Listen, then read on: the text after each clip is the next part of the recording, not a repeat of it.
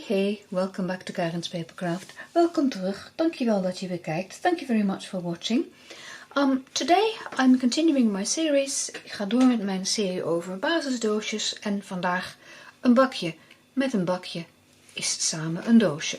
And today a tray with another tray together make a box. Now, in another video I showed you how to make a box like this. I actually made one in old olive. In een andere video heb ik je laten zien hoe je zo'n bakje kunt maken waar ik 3 inkkussens in kwijt kan voor 3 ink pads. And I made one in old olive and I'll link to that below. Ik zal hier beneden een link zetten. En dan ga je dus vandaag laten zien hoe je dan met nog een bakje een deksel maakt. And I'm going to show you today how you can make another box from making another tray. Now what is really important is that the paper size that you use is going to be different. Je moet wel een andere maat papier gebruiken. Dit was de basisvorm. Now this was the basic shape. And from that I calculated that for this box I needed a piece of paper which was 7.5 by 6 7/8 of an inch. Dus de maat papier die ik hiervoor heb gebruikt was 7,5 inch bij 6 7/8. En dit moet ietsje groter zijn. And your lid needs to be larger. How much larger? Well, it depends. Hoeveel groter, dat ligt aan wat je wil. Als je nou wilt dat het precies past, if you really want a snug fit, like this, then you make your paper for the lid 1/16 of an inch larger than the bottom size. Als je dus die aansluitende pasvorm wilt, dan moet je dus 1/16 inch meer hebben dan deze maten. En dat is best moeilijk rekenen. I mean, that's not so easy to calculate with, to measure with. So I use my scoring tool for that. Ik gebruik daar mijn trimmer for that. Because if you look, I hope the camera will focus. Can you see without the glare? I hope it focuses. If it doesn't, I'll oh, hang on. Yeah, why not? Wacht even, ik kan je het ook zo laten zien. Hier heb je een inchmaat. En 1 inch bestaat uit 16 van die kleine stukjes.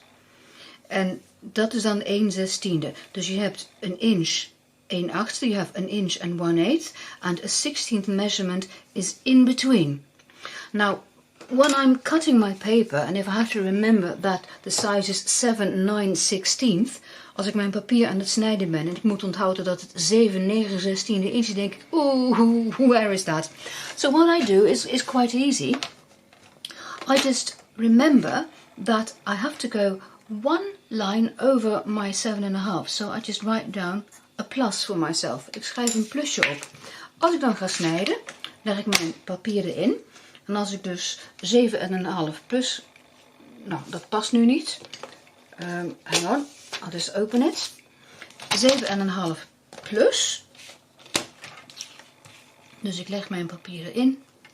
En dan ga ik naar, wacht even, doe het even zo. I go to 7.5. Can you see this is a 7.5 mark? And then I move up 1, so not a whole 1/8, but in between. En ik onthoud dat als 7.5 plus. I remember as 7.5 plus instead of 7 and, what was it? 9/16, because then I'd have to count 1, 2, 3, 4, 5, 6, 7, 8, 9. I think that's just too much bother. So that's how I cut my paper, and I hope the camera was able to focus. So this then is just a bit larger than 7.5 and just a bit larger than 6 7/8 of an inch. And the scoring is the same, because for my bottom part I scored at 1 5/8 of an inch. Daar heb ik op 1 5/8 van een inch gerild. Dat doe ik hier ook weer.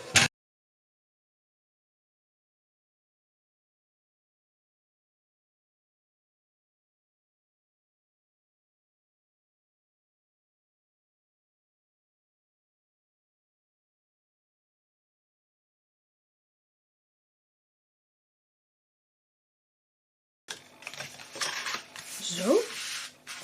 Nou, deze was 4 1/4. De helft daarvan, daar wil ik straks, this was 4 1/4.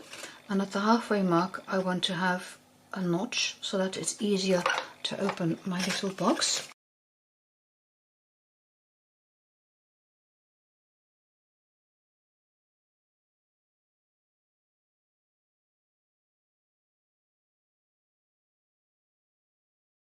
There we go. And then we can continue cutting and fitting it together. I'll speed up for that. Dan gaan we door met knippen en het in elkaar plakken. Daarvoor ga ik versnellen dadelijk.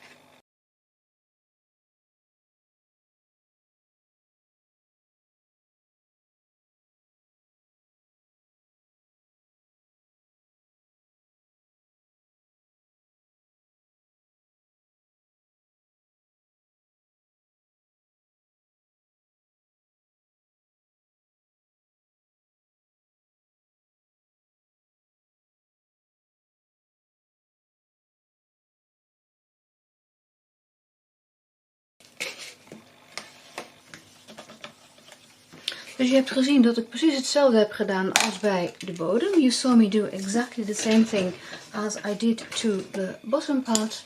Now I can put in my 3 stamp pads, ink pads, and there you go. Another beautiful box finished. En zo zie je weer een prachtig geschenkdoosje klaar. Dankjewel voor het kijken. Thank you very much for watching and see you next time. Bye bye.